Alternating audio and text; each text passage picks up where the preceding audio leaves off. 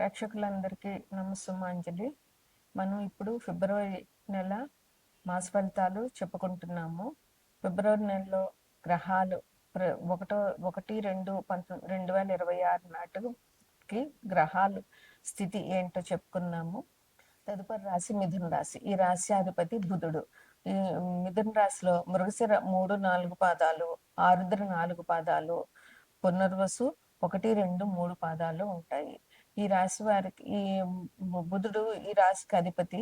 ఈ ఈ రాశి మిథునాన్ని లగ్నంగా చేసుకుంటే గ్రహాల పరిస్థితి ఎలా ఉందంటే, లగ్నంలోనే గురువు వక్రించి ఉన్నారు. తర్వాత కేతువు సింహరాశిలో ఉన్నారు. మకరంలో శుక్రుడు, బుధుడు, రవి, కుజుడు ఉన్నారు. కుంభంలో రాహు ఉన్నారు. మీనంలో శని ఉన్నారు. ఈ రాశి వారికి ఈ మాసం అస్సలు బాగలేదని చెప్పాలి. ఉద్యోగం చేసే వారికి అధికారులతో కొంచెం ఇబ్బందులు ఉన్నాయి. ప్రాణ భయం కూడా ఈ రాశి వారికి కనిపిస్తుంది. శత్రువులు కూడా మిత్రులు కూడా శత్రువులుగా మారే అవకాశం కనబడుతోంది. ఇంకా ఆయుధాల భయం కూడా ఉంది. కోట్లాటలు, మీరు ఎక్కడికి వెళ్ళినా కోట్లాటలు వచ్చే అవకాశం ఉంది.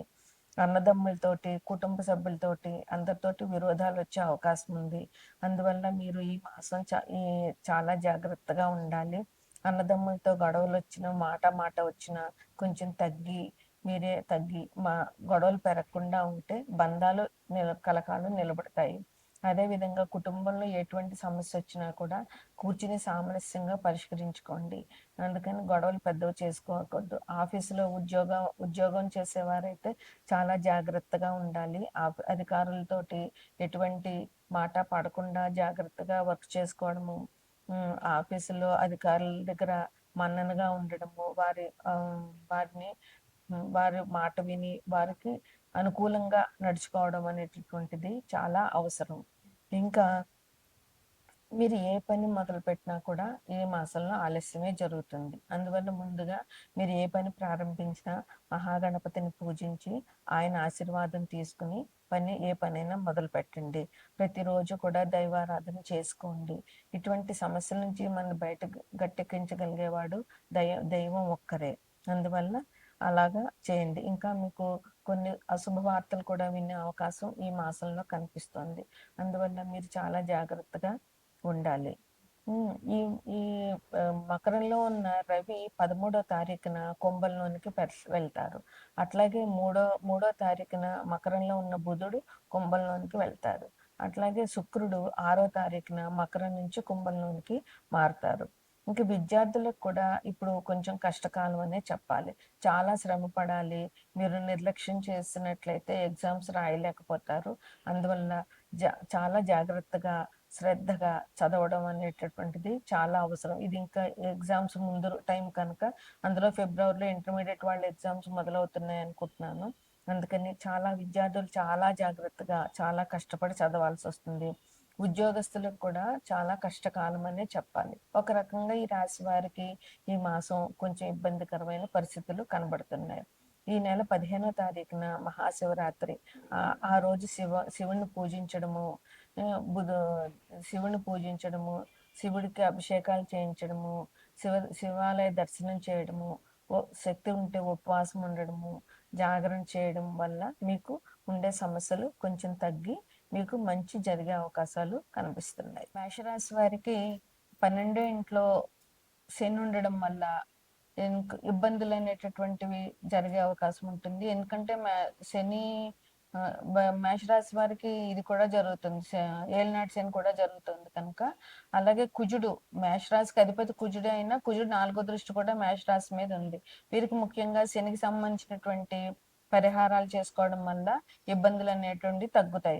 అందువల్ల శివాభిషేకాలు చేయడము, శనికి సంబంధించిన హనుమాన్ చాలీసా పారాయణ చేయడము, హనుమాన్ టెంపుల్ కి వెళ్ళడము అనేటటువంటివి ఈ రాశి వారికి మంచి పరిహారాలుగా చెప్పవచ్చు.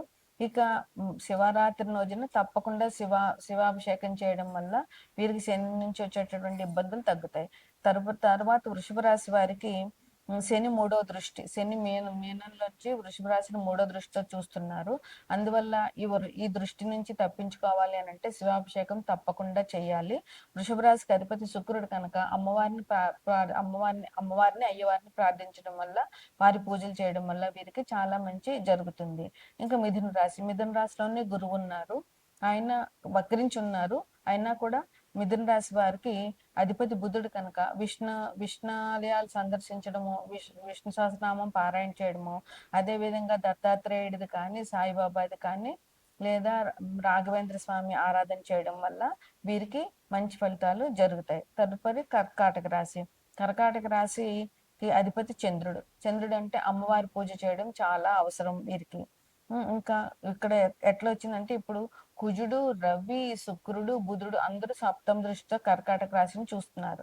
అందువల్ల వీరు విష్ణు సహస్రనామం పారాయణ చేయడము, అమ్మవారి అభిషేకాలు చేయడము, దుర్గా లలితాదేవి కానీ, రాజరాజేశ్వరి కానీ ఏదైనా అమ్మవారి పూజ చేయడము, లక్ష్మీదేవి పూజ చేయడము, అట్లాగే శివాభిషేకం చేయించడము, అభిషేకాలు చేయడం వల్ల ఈ రాశి వారికి ఇంత దృష్టి తగ్గుతుందన్నమాట. తర్వాత సింహరాశి. సింహరాశికి అధిపతి రవి.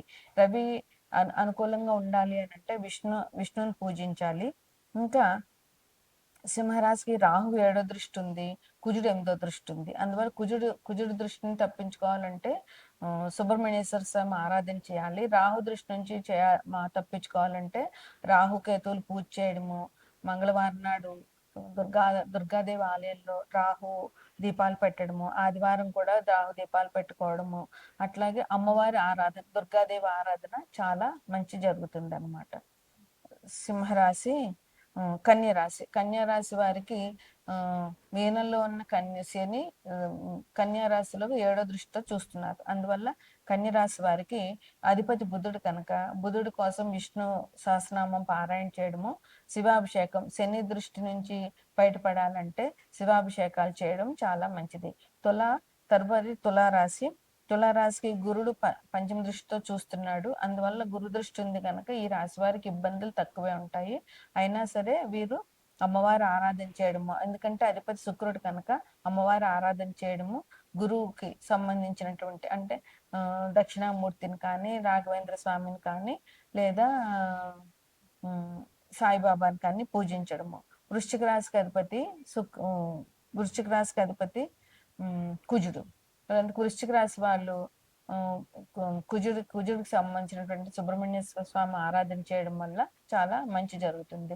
తదుపరి ధనుసు రాశి. ధనుసు రాశికి అధిపతి గురువు సప్తమ దృష్టి ధనుసు రాశి మీద ఉంది. అందువల్ల వీళ్ళు గురువుకి సంబంధించిన ఆరాధన, దత్తాత్రేయుడు ఆరాధన, లేదా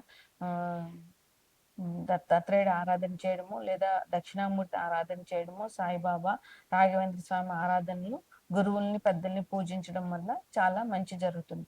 ఇక తదుపరి మకర కుంభరాశులు. ఈ రెండింటికి శని అధిపతి.